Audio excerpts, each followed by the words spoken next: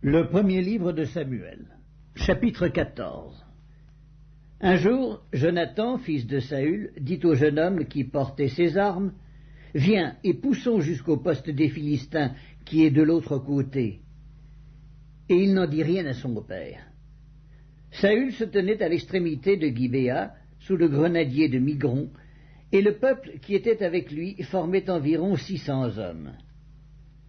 Akija, fils d'Akitub, frère d'Ikabod, fils de Phiné, fils d'Éli, sacrificateur de l'Éternel à Silo, portait l'éphod. Le peuple ne savait pas que Jonathan s'en fût allé. Entre les passages par lesquels Jonathan cherchait à arriver au poste des Philistins, il y avait une dent de rocher d'un côté et une dent de rocher de l'autre côté, l'une portant le nom de Botsets et l'autre celui de Séné. L'une de ces dents est au nord, vis-à-vis de Micmash, et l'autre au midi, vis-à-vis de Géba. Jonathan dit au jeune homme qui portait ses armes, « Viens, et poussons jusqu'au poste de ces incirconcis. Peut-être l'Éternel agira-t-il pour nous, car rien n'empêche l'Éternel de sauver au moyen d'un petit nombre comme d'un grand nombre. » Celui qui portait ses armes lui répondit, « Fais tout ce que tu as dans le cœur, n'écoute que ton sentiment, me voici avec toi, prêt à te suivre. » Eh bien, dit Jonathan, allons à ces gens et montrons-nous à eux. S'ils nous disent « Arrêtez jusqu'à ce que nous venions à vous », nous resterons en place et nous ne monterons point vers eux. Mais s'ils disent « Montez vers nous », nous monterons, car l'Éternel les livre entre nos mains. C'est là ce qui nous servira de signe. Ils se montrèrent tous deux au poste des Philistins, et les Philistins dirent « Voici les Hébreux qui sortent des trous où ils se sont cachés. » Et les hommes du poste s'adressèrent ainsi à Jonathan et à celui qui portait ses armes. « Montez vers nous, et nous vous ferons savoir quelque chose. » Jonathan dit à celui qui portait ses armes, « Monte après moi, car l'Éternel les livre entre les mains d'Israël. » Et Jonathan monta en s'aidant des mains et des pieds, et celui qui portait ses armes le suivit. Les Philistins tombèrent devant Jonathan, et celui qui portait ses armes donnait la mort derrière lui. Dans cette première défaite, Jonathan et celui qui portait ses armes tuèrent une vingtaine d'hommes sur l'espace d'environ la moitié d'un arpent de terre. L'effroi se répandit au camp, dans la contrée et parmi tout le peuple. Le poste et ceux qui ravageaient furent également saisis de peur. Le pays fut dans l'épouvante. C'était comme une terreur de Dieu. Les sentinelles de Saül, qui étaient à Gibéa de Benjamin, virent que la multitude se dispersait et allait de côté et d'autre. Alors Saül dit au peuple qui était avec lui, « Comptez, je vous prie, et voyez qui s'en est allé du milieu de nous. » Ils comptèrent, et voici, il manquait Jonathan et celui qui portait ses armes. Et Saül dit à Akija, « Fais approcher l'arche de Dieu. » Car en ce temps, l'arche de Dieu était avec les enfants d'Israël. Pendant que Saül parlait au sacrificateur, le tumulte dans le camp des Philistins allait toujours croissant. Et Saül dit au sacrificateur, « Retire ta main. » Puis Saül et tout le peuple qui était avec lui se rassemblèrent, et ils s'avancèrent jusqu'au lieu du combat. Et voici, les Philistins tournèrent l'épée les uns contre les autres, et la confusion était extrême.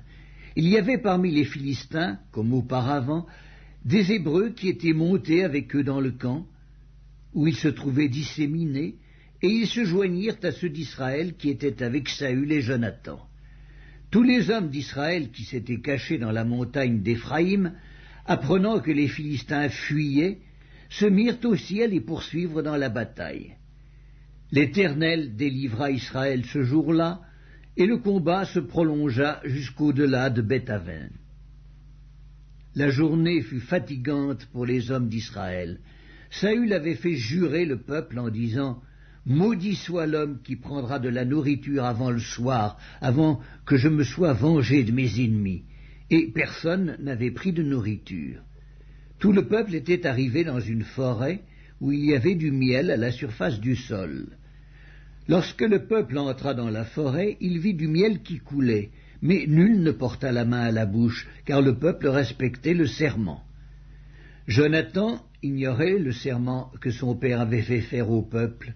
Il avança le bout du bâton qu'il avait à la main, le plongea dans un rayon de miel, et ramena la main à la bouche. Et ses yeux furent éclaircis.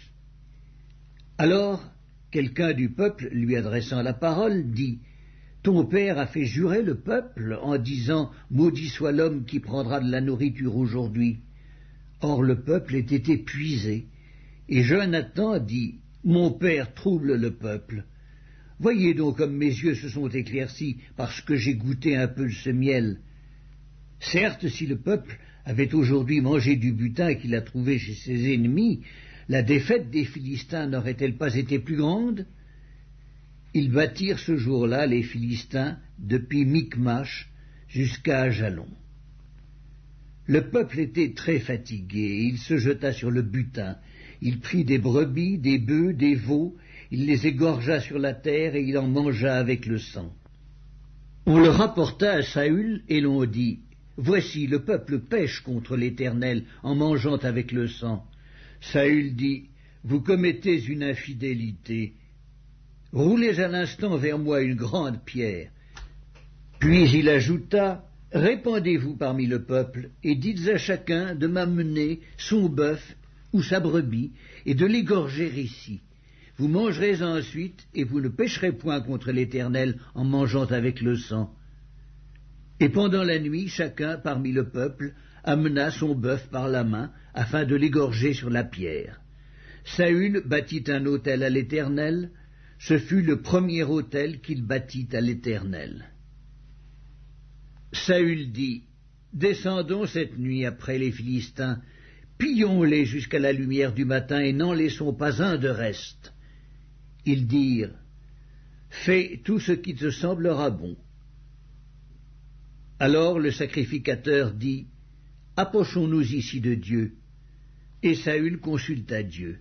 « Descendrai-je après les Philistins? Les livreras-tu entre les mains d'Israël » Mais en ce moment, il ne lui donna point de réponse. Saül dit « Approchez ici, vous tous, chefs du peuple, recherchez et voyez comment ce péché a été commis aujourd'hui, car l'Éternel, le libérateur d'Israël, est vivant. Lors même que Jonathan, mon fils, en serait l'auteur, il mourrait, et dans tout le peuple personne ne lui répondit. Il dit à tout Israël, « Mettez-vous d'un côté, et moi et Jonathan, mon fils, nous serons de l'autre. » Et le peuple dit à Saül, « Fais ce qui te semblera bon. » Saül dit à l'Éternel, « Dieu d'Israël, fais connaître la vérité. » Jonathan et Saül furent désignés, et le peuple fut libéré. Saül dit, « Jetez le sort entre moi et Jonathan mon fils. » Et Jonathan fut désigné. Saül dit à Jonathan, « Déclare-moi ce que tu as fait. » Jonathan le lui déclara et dit, « J'ai goûté un peu de miel avec le bout du bâton que j'avais à la main. Me voici, je mourrai. » Et Saül dit, « Que Dieu me traite dans toute sa rigueur si tu ne meurs pas, Jonathan. » Le peuple dit à Saül, « Quoi, Jonathan mourrait, lui qui a opéré cette grande délivrance en Israël? Loin de là, l'Éternel est vivant, il ne tombera pas à terre un cheveu de sa tête, car c'est avec Dieu qu'il a agi dans cette journée. » Ainsi le peuple sauva Jonathan, et il ne mourut point. Saül cessa de poursuivre les Philistins, et les Philistins s'en allèrent chez eux. Après que Saül eut pris possession de la royauté sur Israël, il fit de tous côtés la guerre à tous ses ennemis, à Moab, aux enfants d'Ammon, à Édom, au roi de Tsoba et aux Philistins. Et partout où il se tournait, il était vainqueur. Il manifesta sa force, battit Amalek, et délivra Israël de la main de ceux qui le pillaient. Les fils de Saül étaient Jonathan, Jishvi et Malkishua. Ces deux fils s'appelaient l'aîné Mérab et la plus jeune Michal. Le nom de la femme de Saül était Akinoam, fille d'Achimaas.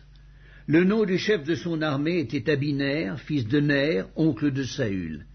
Kis, père de Saül, et Ner, père d'Abner, étaient fils d'Abiel.